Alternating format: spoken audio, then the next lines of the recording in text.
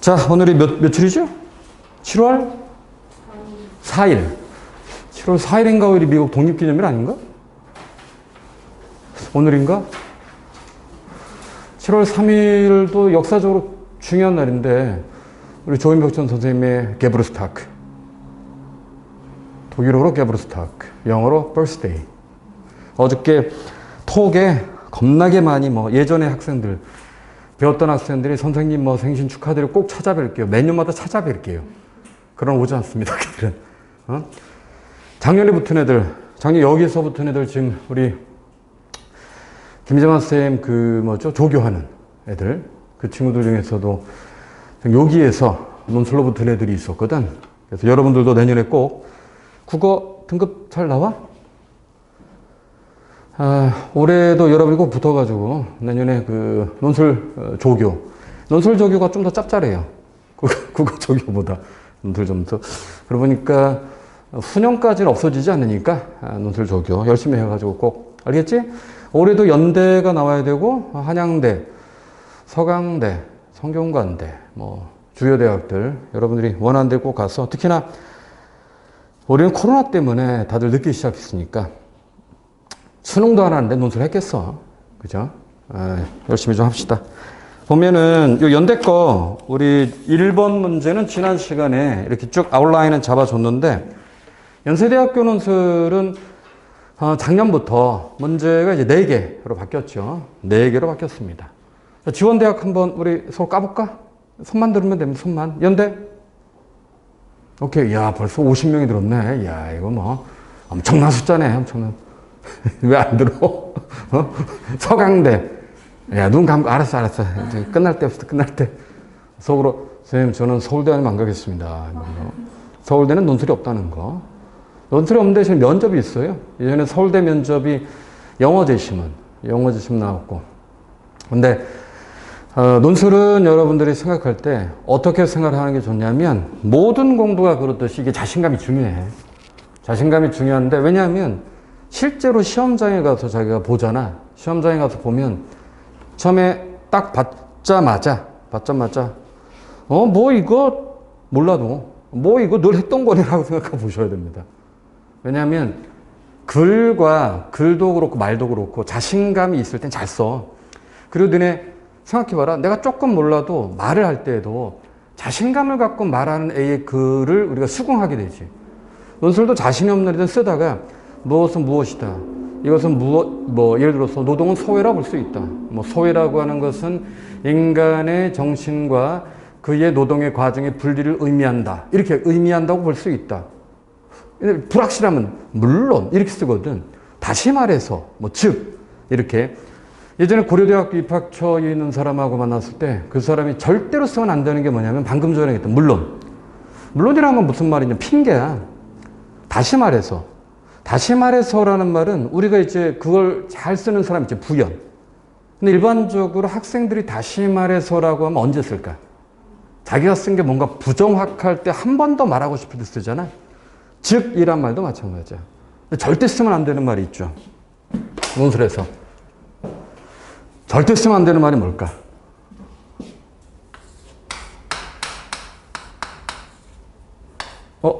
잠깐만. 자, 두 놈인데 누굴까? 어쨌든은 무슨 말이야? 내가 했던 말 필요 없고 이런 말이야. 어쨌든의 사촌 동생, 아무튼. 이 말은 무슨 말이야? 지가 써놓고 다 필요 없고 이런 말이 되잖아. 쓰면 안 됩니다.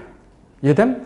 그래서 여러분들이 글 쓸 때 그런 부분은 좀 조심해 주고, 우리 지난 시간에 이 제이시먼 가나다 비교를 할 때 우리가 그걸 3자 비교라고 하죠.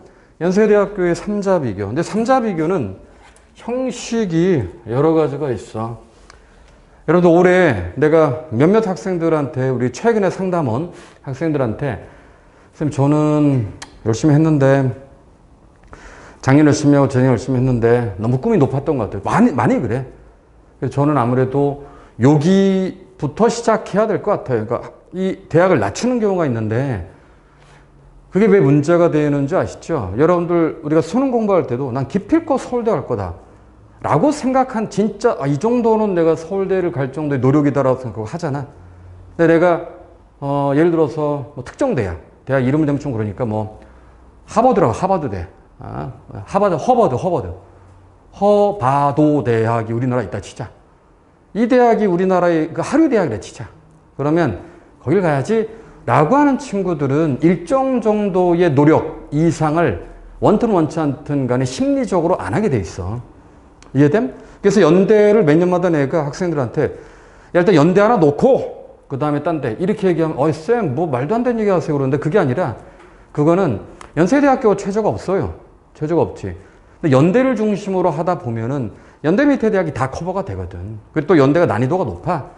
난이도가 높기 때문에 이 정도의 대학의 수준의 시험을 우리 연습을 반복적으로 하다 보면은 그 밑에 있는 대학들의 논지를 보면은 이건 쉽다라고 생각이 들어.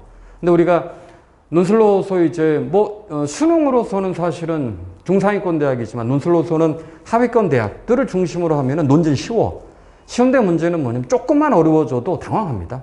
그래서 우리가 연세대학교의 텍스트를 상대적으로 많이 보는, 물론 이제 연대 것만 보지는 않잖아요. 중대도 보고 서강대, 건대, 그 다음에 최근에 했던 게 동대 많이 봐. 근데 여러분이 보기에는 연대가 좀 많은 것 같다는 느낌이 드는 건 연대를 중심으로 준비를 해야지만, 물론 이제 우리가 구평 끝나고 난 다음에 학교별로 합니다. 유사, 패턴의 학교들을 중심으로 해. 그리고 선생님이 지금 찍는 것처럼 주요 대학들은 다 찍어서 최근에 3강은 또 올려줍니다. 여러분들이 그럼 자기가 그러한 특정한 대학이 갖고 있는 패턴들 이런 것을 익숙해지는 것도 굉장히 중요하지.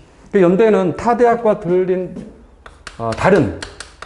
다른 것이 3자 비교인데 역시 비교는 동일하죠. 근데 가만히 보면은 방금 전에 봤던 중대는 몇 자 비교야? 4자 비교야. 그렇게 되면. 그죠? 우리가 4개 이상의 제시문을 비교할 것을 요구하거나 혹은 요약할 것을 요구하는 게 어디야? 성균관대. 그죠? 보통 지문 4개, 지문 5개, 아니면 경희대. 경희대도 역시 마찬가지로 사회계열은 4개 정도, 5개 정도 요약하게 돼 있죠. 그러면 그냥 요약을 하는 것이 아니라 보통 기준을 두고 요약할 걸 요구해. 그러면 비교, 요약. 요약은 내용 정리고 비교, 추론. 이게 이제 연세대학교. 추론이라는 말이 요약과 다르죠. 요약은 정리라고 하면 추론이라고 하는 건 뭐냐면 차이를 설명한다. 차이를 설명한다. 그래서 요거는 자, 우리 기본적인 내용은 인강에 이미 올라간 게 있으니까 확인해보고 오늘 이제 첨삭을 해야 되니까 여기 보면 제시문 가하고 그 다음에 다를 하나의 공통관점으로 보죠. 왜? 제시문 가와 제시문 다에서 죽음에 대한 태도는 하고 앞에 인식을 기반으로 하지. 근데 여기서 중요한 건 자, 모든 논술 문제에서는 언제나 주제어가 주어가 돼야 돼. 그죠? 그래서 3자 비교에 해당되는 건 보통 이런 식으로 2개 하나를 먼저 묻고 이렇게 2개 하나를 묻고 그 다음에 얘를 한 번 더 구체화 시켜줘서 제시문 가와 제시문 다. 정리를 하면 자, 이 문제는 제시문 가하고 제시문 다에서 죽음에 대한 태도가 인식이다. 그리고 제시문 나에서의 죽음에 대한 태도는 본능이다. 그치? 요거. 그리고 난 다음에 연대 거는 이렇게 500자.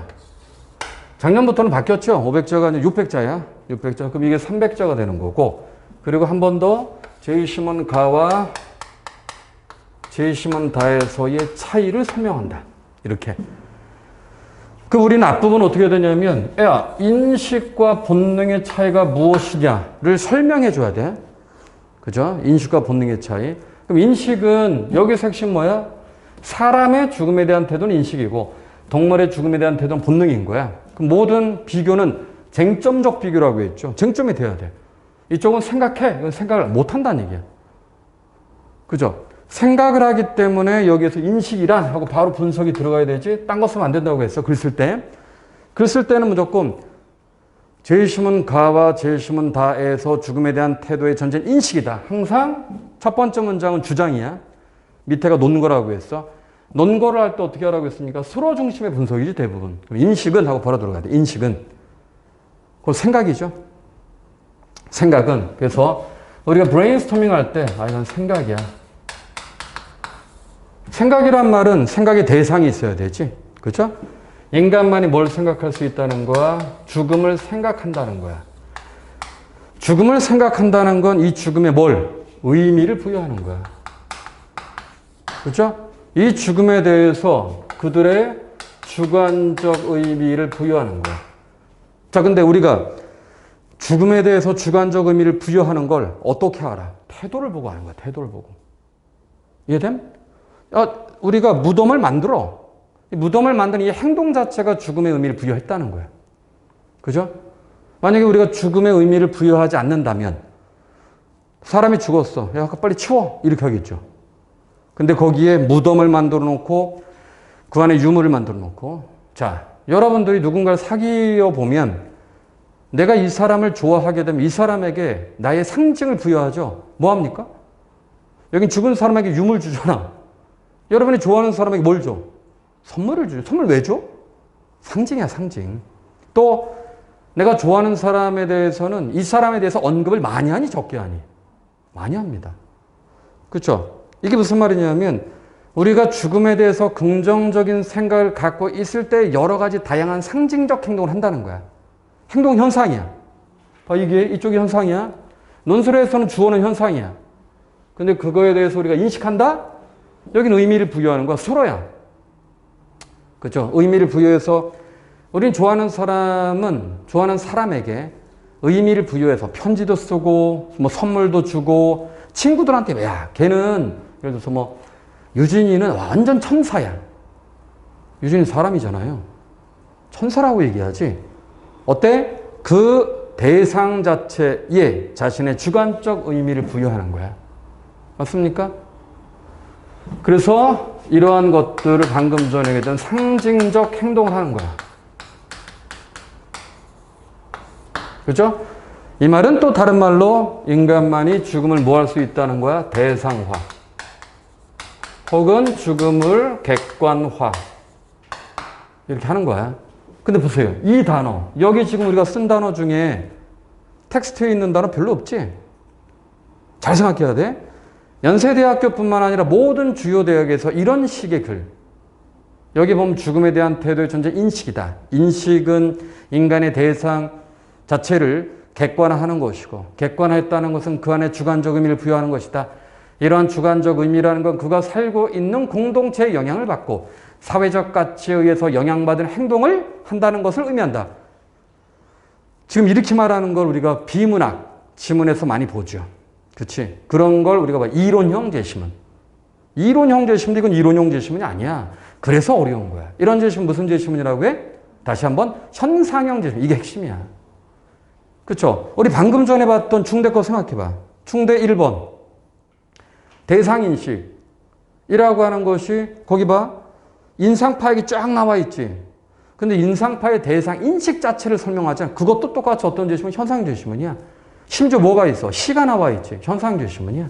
맞습니까? 모자 장소 나와 있지. 현상 제시문이야. 맞지? 이 제시문의 특징이 상위권 제시문의 특징인 거야. 근데 생각해봐. 건대 문제 같은 게 우리 지지난 시간에 했을 거야. 건대 문제가 어떻게 되면 정체성은 바로 나와. 인간의 정체성은 외적 환경에 의해 규정되고 정체성이라는 건 가변적이에요. 직접 나와. 오케이? 그 무슨 제시문? 이론형 제시문. 어느 게 쉬워? 이론형 제시문이 쉬워요. 이해됨? 그래서 우리가 이런 문제에 익숙해지면은 이런 유사한 제시문을 봤을 때 빨리 개념화해야지. 이걸 개념화라고 하거든. 오케이? 상위권 대학에서 가장 중요한 논술 제시문을 볼 때에 우리가 해야 되는 게 바로 개념화 과정이야. 그래서 경희대학교는 정확하게 신입학 전형에서 논술 가이드북에 뭐라고 됐냐면 개념화 능력을 가장 중요한 채점 기준 중에 하나로 본다.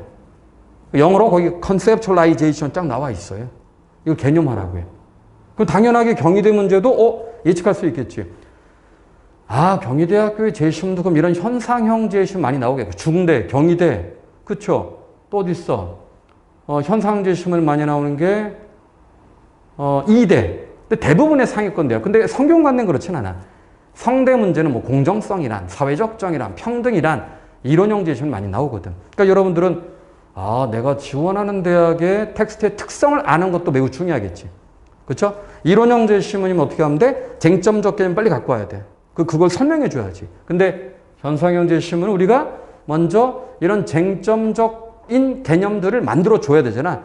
그러니까 이론형 제시문을 독해하는 방법과 현상형 제시문을 독해하는 방법이 달라요. 오케이? 잘 알아둬야 돼. 이 개념화 과정 매우 중요해.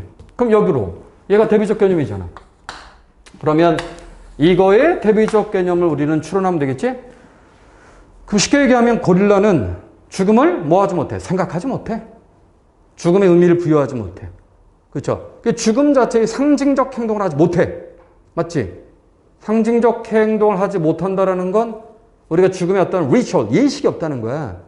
무슨 말이냐면 사람들은 누가 결혼한다. 그럼 우리는 뭐 합니까? 결혼식이라는 걸 하죠. 맞습니까? 누가 죽으면 뭐해? 장례식이라는 걸 하지. 그렇죠? 생일식은 아니야. 생일 파티 이런 거 하잖아. 다 그 개념이야. 상징적 개념을 우리가 행동을 통해 의미를 부여하게 되는 거거든. 이해됨? 그래서 여기는 생각하지 못하고 의미를 부여하지 못하고 그 다음에 어떠한 예식적, ritual, 예식적 행동을 하지 못한다. 그건 이제 본능이기 때문인데 그거를 주어의 구체화. 이러한 것은 뭐로 되어 있으면 이카루스가 죽은 마체사의 몸에 폭행을 가하거나 그렇죠? 단순하게 죽은 고릴라의 반응을 살펴보기 위한 행동들을 하는 걸 통해서 그것을 알 수 있다. 이렇게 할 수 있지. 어떻게 했어요 지금? 수어를 분석하고 주어를 구체화하는 걸 통해 두 가지를 연결하고 있잖아. 맞습니까? 그 다음에 이쪽에 여기는 그러면 죽음에 대한 태도는 긍정, 이쪽에 죽음에 대한 태도는 부정. 이렇게 두 번째 기준이야. 두 번째 기준 여기. 오케이? 연세대학교는 그래서 보통 3자 비교 나오면 보통 두 개 하나 해서 구체화 이렇게 많이 나오거나 아니면 연대 문제는 구성으로 보면은 최근에 나오는 거는 두 개 하나 이게 가장 많고 아니면 하나의 기준에 따라서 가나다 또 다른 기준 가나다 이렇게 하는 경우도 있어. 초창기에. 그리고 2017년 문제는 이게 있었죠. 평화. 제이시몬가에서의 평화라고 하는 것은 A고 나에서의 평화라고 하는 것은 B고 그 다음에 또 제이시몬 나에서의 평화는 C고 제이시몬 다에서의 평화는 D다. 이렇게 했던 경우도 있어. 그거 생각해봐. 여기에 제이시몬 가에서의 평화는 군사적 안정이야. 이때 제이시몬 나에서의 평화라고 하는 것은 군사적 안정에 대비되는 민주주의적인 안정이야. 근데 똑같은 제이시문이지만 제이시문의 비교의 대상이 달라지면 관점이 달라졌어. 그때. 이때는 두 번째 제이시문은 이 제이시문 나는 앞쪽에는 민주주의가 나와 있고 뒤쪽에는 물질적 안정이 나와 있었거든. 그렇죠? 그럼 당연히 우리가 제이시문 다에서의 평화라고 하는 것은 정신적 가치에 대한 추구였거든. 이거의 대비적 개념, 이쪽은 물질적 안정이었어. 그럼 우리는 어떻게 봅니까? 동일한 제이시문이라 할지라도 비교의 대상이 달라지면은 관점이 달라질 수도 있어. 이렇게 되는 거야. 오케이? 어떻게 하냐? 반복적인 제이시문 분석을 통해서 이런 텍스트면 이렇게 비교의 항을 만들어내는 게 좋겠다라는 경험치가 있어야 되겠지. 연대만 그래, 근데. 연대만. 근데 연대에서 얘만 빼면 얘하고 얘 그냥 타 대학하고 같죠? 250자, 250자, 250자, 250자 이렇게 되거든. 그럼 얘하고 얘가 비교가 되는 거고 얘하고 얘가 비교되는 거야. 그러니까 연세대학교는 3자 비교라고 할지라도 어쨌든 하나의 기준을 통해서 두 개, 하나의 기준을 통해서 두 개가 대립적 개념, 대조 비교의 개념이 있어야 된다는 거지. Right? 알겠죠? 자, 그리고 이제 요거에 따라서 두 번째 문제인데 연세대학교 2번 문제는 역대의 요 문제, 역대의 가장 어려웠던 문제 중에 하나입니다. 왜 그러냐면 자, 두 번째 문제 한번 봐봐. 거기 보면 문제가 이렇게 돼 있어. 각각의 입장의 근거, 동그라미 치세요. 근거하여. 이 문제는 모든 대학의 해석 추론 다 이렇게 나와. 근거하여, 그 다음에 해석하죠. 근거 동그라미, 해석 동그라미. 자, 앞에 거는, 자, 절반, 거기다 쓰세요. 500자입니다. 500자. 그리고 이에 대한 자신의 견해를 쓰셔. 이거 500자예요. 오케이? 그러면은 여기에 근거하여 해석하라는 건 모든 대학도 다 그렇게 나와. 자, 이렇게 보면 제심은 가와 제심은 다를 바탕으로 근거하여, 기초하여, 응용하여, 활용하여, 고려하여 등등 같은 말이야. 다 근거야. 여기에 참고하여, 참조하여 있습니다. 그런 거. 그래서 제심은 여기 보면은 라지, 라의 라를 해석하시오 이렇게 되어 있지? 해석하셔, 설명하셔, 분석하셔. 오케이? 근데 여긴 지금 뭐가 나왔어? 자료가 나왔죠? 아니면 여기 뭐가 나와야 돼? 자료 아니면 작품. 문학작품. 문학작품이 나오는 경우도 있었고 여기에 사진이 나오는 경우도 있었고 한양대 포스터가 나오는 경우도 있었고 사진 포스터, 그림 뭐 이런 것들이 나와. 이건 다 뭐야? 이쪽은 해석의 대상이야. 해석의 대상. 오케이? 그래서 여기도 마찬가지로 우리가 이 제이심을 나를 해석하셔. 그럼 제이심을 나에 뭘 해석하라는 거야? 실험을 해석하라는 거야. 근데 제이심을 나 앞쪽에 텍스트가 있죠. 글이 있는 건 뭐냐면 이 실험을 구체적으로 설명해 주기 위한 거기 때문에 그건 건드리는 거 아니야. 오케이? 그거는 이 실험을 이해하기 위한 하나의 보조 자료에 불과한 거야. 아시겠죠? 그러면 그리고 난 다음에 두 번째 문제. 이건 앞에 500자. 그리고 뒤에 500자. 뒤에 500자는 뭐냐면 견해야, 견해. 뭐에 대한 견해? 야, 이에 대한 본인의 견해를 논하시오. 근데 거기 뭐라고 되어 있어? 이에 대한, 밑줄 치세요. 이에 대한. 이에 대한이 뭐지? 이에 대한. 그럼 여러분이 볼 때 굉장히 모호하지 않아? 실험에 대한인가? 아니면 가와나의 관점에 대한인가? 맞죠? 그치? 그래서 우리는 이 문제를 보고, 앞에 거는 해석이고, 뒤에 거는 견해구나. 그럼 우리가 이런 문제를 볼 때 뭘 하라고 했습니까? 가장 중요한 게 뭐라고 했어? 먼저 틀이야, 틀. 틀을 잡아줘야 돼. 틀. 그래서 아까 우리 비교 추론했던 것처럼 틀을 잡습니다. 왜냐하면 틀을 잡는다는 건 뭐냐면 실제 내가 원고지에 써야 될 구성을 잡는 거야. 단락 구성. 그거 아까 어떻게 했습니까? 이거 절반 딱 나눠서 먼저 우리는 항상 이런 해석 추론은 설명의 대상을 앞쪽에 써야 돼.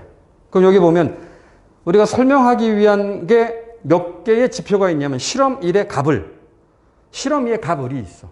오케이? 그러면 그거를 이렇게 할 수 있겠지. 실험 1의 값의 현상, 실험 1의 을의 현상, 실험 2의 값의 현상, 실험 2의 을의 현상. 이걸 N1, N2, N3, N4 이렇게 하면 되겠지? 근데 여기에서 뭘 가지고? 가 아니면 다를 가지고 설명하는 거야. 가와 다. 오케이? 가의 관점을 A라고 하자. 다의 관점을 B라고. 여기도 A 아닌 B로 설명하고 A 아닌 B로 설명하고 A 아닌 B로 설명하는 거야. 그쵸? 그럼 몇 자입니까? 이거 대략 500자. 그럼 하나에 대략 몇 자가 나와야 돼, 그러면? 하나에 120자? 50, 600자. 이 600자라면 그렇게 되겠네. 500에서 600자. 이렇게?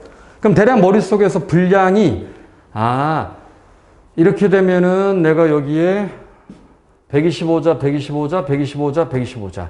이렇게. 그렇죠? 아니면 150자, 150자, 150자, 150자. 150자 몇 문장이냐면 6문장 정도가 돼.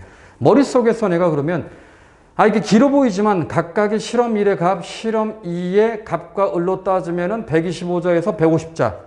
5문장 정도로 분석을 하잖아. 뭘? 현상을. 이쪽에 있는 그러면 N1, N2, N1, N2. 요 현상을 정확하게 잡아주는 게 중요하겠지? 그러면 우리가 이 텍스트를 여러분이 다 읽어봤으면 어떤 차이가 있냐면 실험 1과 실험 2는 굉장히 이게 난이도가 높은 문제인데 이유가 뭐냐면 실험 1과 실험 2는 사실 같은 문제야. 얘하고 얘는 같고 얘하고 얘가 같아. 둘 다 무슨 실험이냐면 관념 실험이야. 자, 짧게 얘기를 해보면 실험 1에서는 어떤 내용이 있어? 더러운 얘기를 해. 내가 여러분한테 얘들아 오늘 아침에 매크똥 했니? 한 다음에 물에 뜬 똥 봤어? 아, 벌써 더럽죠. 가래, 설사 이런 얘기를 하는 거야. 근데 아, shit, damn it. 미안하다 얘들아 코딱지 뭐 이런 거. 아, shit 뭐 이런 거. 실제로 이게 그 실험이야. 그런 얘기를 쭉 해. 그럼 여러분의 머릿속에 어떤 부정적인 관념이 생기지. 이때 바로 내가 딱 준비한 설문지에다가 야 너네 그런 더러운 얘기를 하다가 설문지를 딱 주는 거야. 이 설문지가 뭐냐면 죽음과 관계된 어휘가 그 안에 들어있어. 그럼 보세요. 죽음과 관계된 어휘 실험 1 값은 0.64개. 그죠? 을은 0.18개죠. 맞아? 3분의 1이 적지 값이. 맞지? 그리고 을은 어떤 경우야?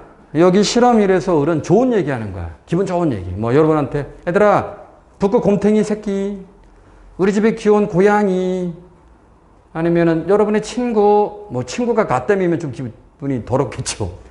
아니면은 뭐 뿅아리 이런 거 우리가 기분을 좋게 만드는 그러면 머리에 어떤 생각이 선재가 되어 있어. 이 중요한 말이야. 머리에 뭔가 파저티브한 그런 관념이 딱 들어있어. 약간 기분이 좋아진 거야. 오케이? 이때 여러분한테 아까 했던 설문지 똑같이 딱 주는 거야. 어떤 차이가 있어? 자, 보세요.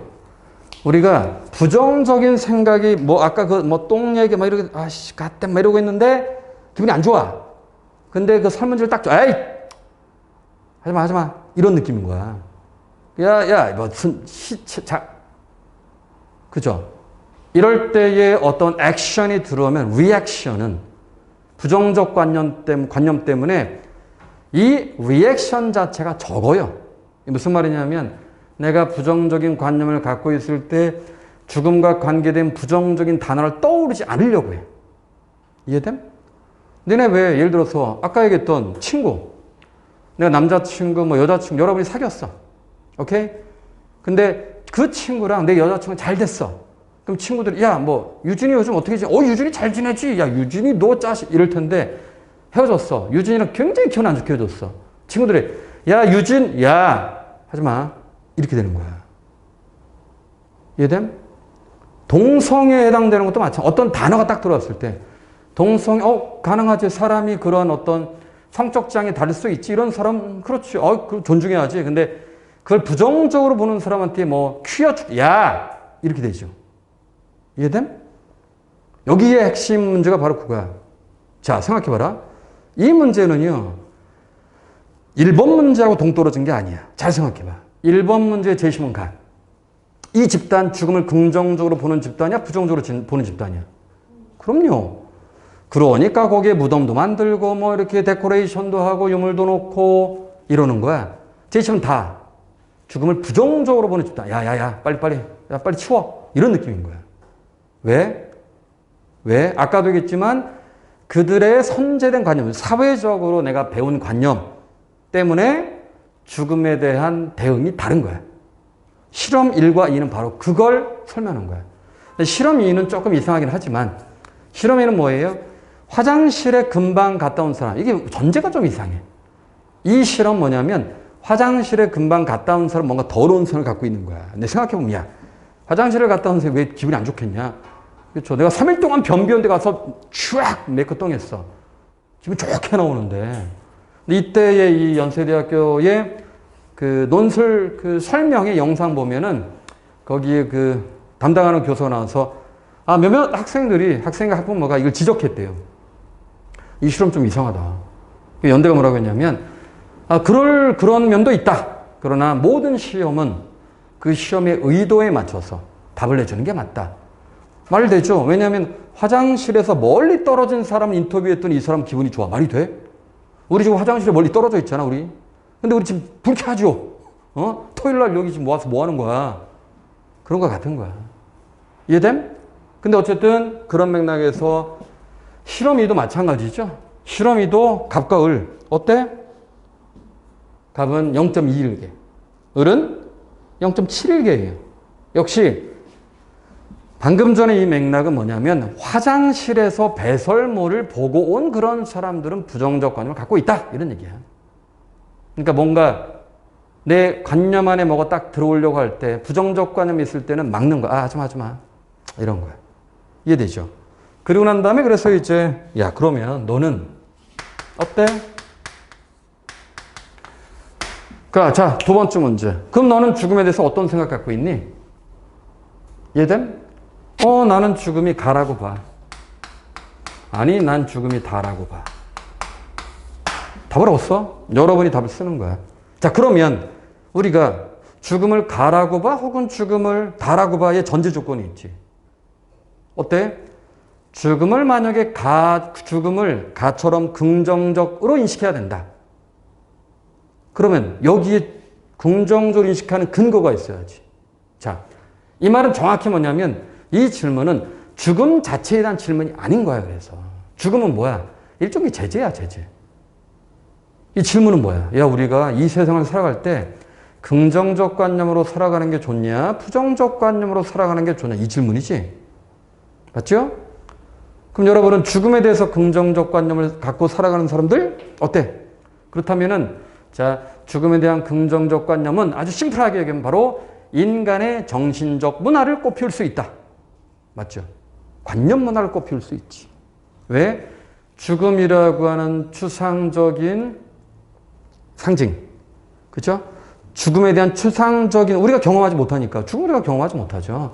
에 대해서 다양한 상징을 부여하는 것도 인간의 정신문화를 꽃피우는 조건이 된다. 그렇죠? 이해됨? 이는 우리가 긍정적 관념으로 대상을 볼 때 그 대상이 갖고 있는 다양한 가치를, 그죠? 다양한 가치를 인간의 관점에서 의미를 부여할 수 있고, 뭐, 블라블라블라 이렇게 되겠지. 근데, 아니야. 나는 제시문 다처럼 죽음을 그냥 부정적으로 보는 게 맞아. 오케이? 이랬을 때에 죽음이라는 걸 부정적으로 본다는 거 뭐로 의미할까? 죽음에 쓸데없는 의미를 부여하지 않는 거야. 그랬을 때 우리는 어때?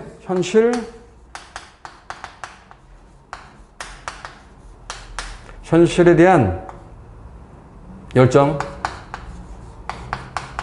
그리고 현실에 대한 객관적 인식이 가능하겠지. 맞습니까? 이해됨? 이런 방향으로 쓸 것을 요구하는 문제가 두 번째 문제. 그럼 어떻게 써야 되느냐? 그러면 실제 내가 만약에 가를 긍정했다.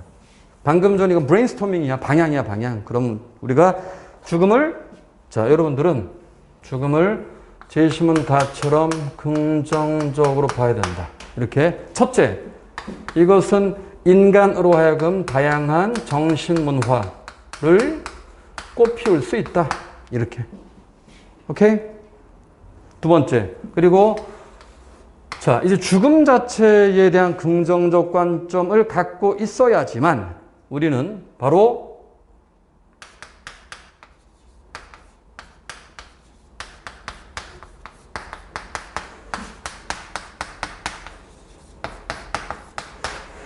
삶을 넘어서 뭐 인간의 가치를 추구할 수 있다.